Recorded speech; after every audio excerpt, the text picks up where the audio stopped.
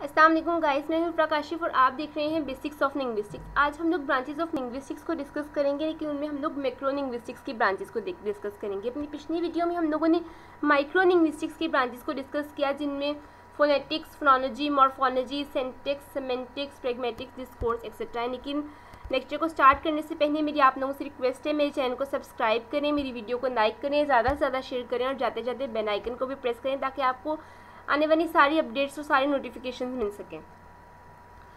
Micro linguistics जो है वो एक नैरोअर फील्ड है, जबकि मैक्रो लिंग्विस्टिक्स एक ब्रॉडर फील्ड है। उसकी रीज़न है बिकॉज माइक्रो लिंग्विस्टिक्स में हम लोग सिर्फ लैंग्वेज का स्ट्रक्चर और लैंग्वेज का सिस्टम देख रहे होते हैं, that how different sound patterns, how different phonemes they combine to form a word, different words they combine to form the sentences. फिर उन सेंटेंसेस का या उन वर्ड्स का मीनिंग हम लोग सिमेंटिक्स और प्रैग्मेटिक्स में देख रहे होते हैं, and how these sentences are combined to form a discourse और टेक्स्ट। मतलब लैंग्वेज का पूरा स्ट्रक्चर, उसका पैटर्न एनालाइज कर रहे होते हैं हम लोग माइक्रो लिंग्विस्टिक्स में, ठीक है। जबकि मैक्रो लिंग्विस्टिक्स में हम लोग देख रहे होते हैं कि हम लोग एक लैंग्वेज को किस तरह लर्न करते हैं, किस तरह एक्वायर करते हैं, और फिर वो लैंग्वेज किस तरह हमारे ब्रेन में स्टोर हो जाती है, ठीक है। फिर हम लोग देख रहे होते हैं हमारी एक कल्चर का क्या इफेक्ट होता है ऑन द लैंग्वेज। जाहिर सी बात है, हमारे कल्चर का हम लोग की लैंग्वेज के ऊपर बहुत ज़्यादा इन्फ्लुएंस होता है। जिस तरह के हम लोग लोगों में रहते हैं, जिस तरह की सराउंडिंग्स में रहते हैं, जिस तरह के इर्द गिर्द हम लोग अपनी लैंग्वेज को परसीव करते हैं, जिस तरह के सुनते हैं, हम लोग उसी तरह का बोलते हैं, ठीक है। फिर हम लोग के साइकोलॉजिकल फैक्टर्स भी जो है वो इन्वॉल्व होते हैं। फिर उसके बाद ब्रांचेस में diachronic linguistics, synchronic linguistics, socio linguistics, psycho linguistics, ethno linguistics, जिसको हम लोग एंथ्रोपोलॉजिकल या फिर कल्चरल लिंग्विस्टिक्स भी कहते हैं, न्यूरो लिंग्विस्टिक्स, अप्लाइड लिंग्विस्टिक्स और डिस्कोर्स एनालिसिस, इन सब ब्रांचेस को हम लोग डिस्कस करेंगे।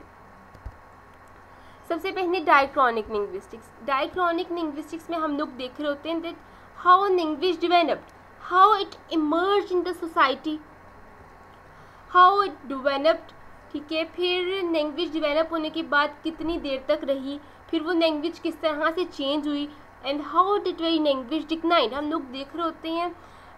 और लैंग्वेज के ट्रेंड्स किस तरह, उस पार्टिकुलर लैंग्वेज के ट्रेंड्स किस तरह से चेंज हुए। सो ये तो हम लोग इसमें लैंग्वेज की डेवलपमेंट को देख रहे होते हैं, लैंग्वेज को देख रहे होते हैं with the help of its history by taking accounts of the historical part. तो ये है डायक्रॉनिक लिंग्विस्टिक्स। जबकि सिंक्रोनिक लिंग्विस्टिक्स में हम लोग देख रहे होते हैं कि एक लैंग्वेज एक कम्युनिटी में, एक सोसाइटी में, एक पार्टिकुलर एरिया में, एक पार्टिकुलर टाइम में किस तरह से बोली जा रही है, किस तरह से सुनी जा रही है, without taking the account of history, के हम लोग सिंक्रोनिक लिंग्विस्टिक्स में देखते हैं। तो synchronic linguistics a branch that analyses the structure of language in a given point, ठीक है। मतलब कि जिस जगह पर हम लोग हैं, जिस जगह पर मतलब अभी इन द प्रेजेंट हम लोग लैंग्वेज को देख रहे होते हैं, हम लोग ये नहीं देख रहे होते कि 10 साल पहले लैंग्वेज कैसी थी, हम देख रहे होते हैं अपडेट अभी लैंग्वेज कैसी है, अभी वो किस तरह से यूज़ हो रही है। जबकि डायक्रॉनिक लिंग्विस्टिक्स में हम लोग डिफरेंट पीरियड्स को देख रहे होते हैं कि आज से 10 साल पहले लैंग्वेज कैसी थी और अब उसमें क्या चेंज आ गई है, हम लोग ये चीज़ें डायक्रॉनिक लिंग्विस्टिक्स में देख रहे होते हैं। फिर वही बात आ जाती है कि गिवन पीरियड ऑफ टाइम, जाहिर है मतलब प्रेजेंट की लैंग्वेज को देखें तो गिवन पीरियड ऑफ टाइम की लैंग्वेज को डिस्कस कर रहे होते हैं हम लोग, और जबकि इसमें हम लोग डिफरेंट पीरियड्स ऑफ टाइम की लैंग्वेज को डिस्कस कर रहे होते हैं। इसमें हम लोग ये नहीं देखते how language emerge, how language की एवोल्यूशन को नहीं देख रहे होते हैं सोसाइटी में कि लैंग्वेज किस तरह से इमर्ज हुई। जबकि दूसरी तरफ हम लोग डायक्रॉनिक लिंग्विस्टिक्स में पहले भी जैसे मैंने बताया था कि लैंग्वेज की एवोल्यूशन को भी देख रहे होते हैं, ठीक है। इसमें हम लोग ग्रामेटिकल क्लासिफिकेशंस वगैरह को स्टडी कर रहे होते हैं, और डायक्रॉनिक लिंग्विस्टिक्स में हम लोग लैंग्वेज की एवोल्यूशन को, उसके एटमोलॉजी को देख रहे होते हैं, ये चीज़ें डिस्कस कर रहे होते हैं। ये था इन दोनों का डिफरेंस। अगली ब्रांच है सोशियो लिंग्विस्टिक्स। सोशियो लिंग्विस्टिक्स में हम लोग देख रहे होते हैं लैंग्वेज का relationships with the social factors, for example religion, ठीक है।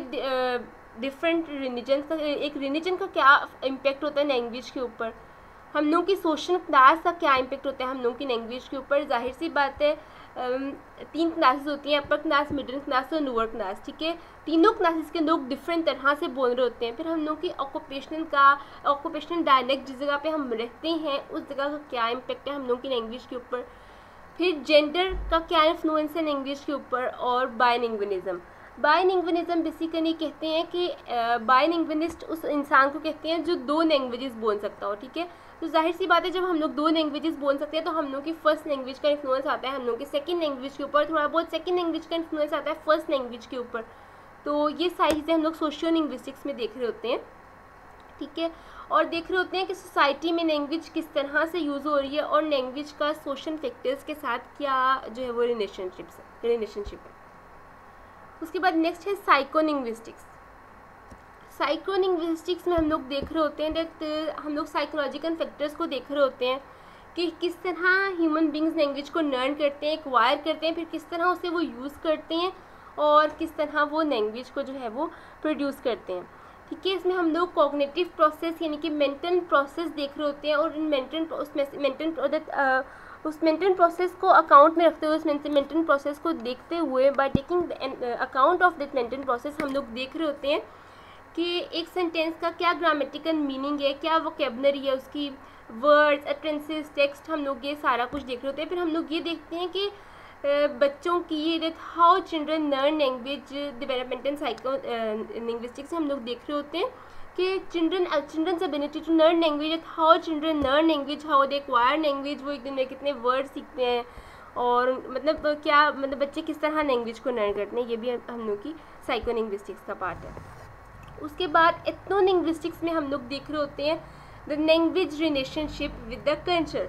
ऑब्वियसली कल्चर का बहुत ज़्यादा इम्पैक्ट होता है हम लोग की लैंग्वेज के ऊपर। अगर हम लोग बात करें तो डिफरेंट कल्चर में डिफरेंट वर्ड्स को डिफरेंट तरह से बोला जाता है। फॉर एग्जांपल पंजाबी में और तरह से बोला जाता है, पश्तो में, सिंधी में, बलोची में डिफरेंट तरह से बोला जाता है। सही है, चाइनीज़ लैंग्वेज में डिफरेंट तरह से, मतलब हर लैंग्वेज में डिफरेंट तरह से बोला जाता है। और कल्चर मीन्स कि इसमें हम लोग कल्चर का रिलेशनशिप देख रहे होते हैं सिंपल लैंग्वेज के साथ।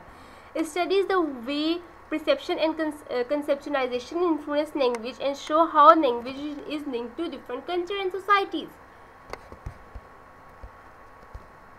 फिर उसके बाद है न्यूरो लिंग्विस्टिक्स। न्यूरो लिंग्विस्टिक्स में बेसिकली हम लोग देख रहे होते हैं लैंग्वेज का रिलेशनशिप, लैंग्वेज का स्ट्रक्चर और उसका with the functioning of brain. Basically it is a relationship between the language structure and the functioning of our brain. सही है, तो हम लोग देख रहे होते हैं कि हमारा जो ब्रेन है वो किस तरह लैंग्वेज की प्रोडक्शन को एक्वायर करते हैं एक्सेट्रा। मतलब माइंड के हम लोग देख रहे होते हैं कि हमारे ब्रेन का क्या इन्फ्लुएंस है इन डेवलपिंग आवर लैंग्वेज।